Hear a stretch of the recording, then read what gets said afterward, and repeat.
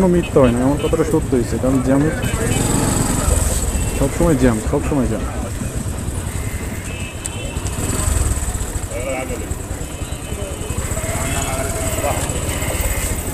Jam সবসময় থাকে এই জায়গায়। কারণ এতটা পরিমাণ জ্যাম থাকে যে বলে বোঝানো যাবে না।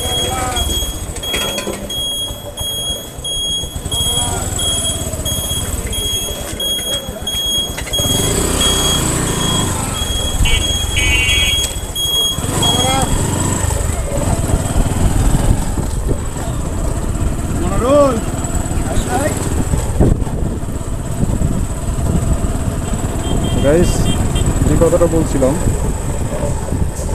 যে আরেকটা কথা বলি, যে যারে ভালোবাসেন, মন থেকে ভালোবাসেন, সে তারে নিয়ে থাকবেন, তারে যত্ন করে রাখবেন, তারে কখনো আঘাত দেবেন না, কখনো আঘাত দিয়ে কথা বলবেন, তারে কখনো আঘাত দিয়ে কথা বলবেন না। যে কারণে সে আপনার কথার আঘাতে সে কষ্ট পায়, বা যে কারণে আপনার কথার আঘাতে সে সারা জীবন সেই কথাটা নিয়ে থাকে যে না, আমার প্রিয় মানুষটাকে আমাকে এইভাবে, বা এই কারণে এই কথাতে আঘাত দিচ্ছে, এই কথাটাতে, বা এই কারণে আমি কষ্ট পাইছি। তো এমন কিছু করেন না যে কারণে আপনার প্রিয় মানুষটা আঘাত হয় বা কষ্ট হয়। কষ্ট দিবেন না, কখনো কষ্ট দিবেন না। সবসময় আপনারা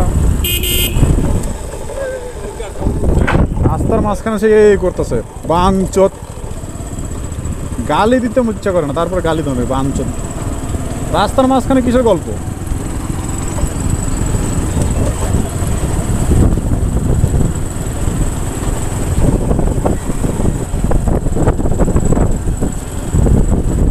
রাস্তার মাঝখানে কিসের গল্প মামা? হ্যাঁ, তুমি রাস্তার মাঝখানে কেন এসে গল্প করবা? হাইওয়ে রোডের মাঝখানে কেন এসে গল্প করবা? তুমি জানো না গাড়ি চলাচল করতেছে? মানুষকে গালি দিতে ইচ্ছে করে না, তারপরে মাঝে মাঝে গালি দিতে হয়।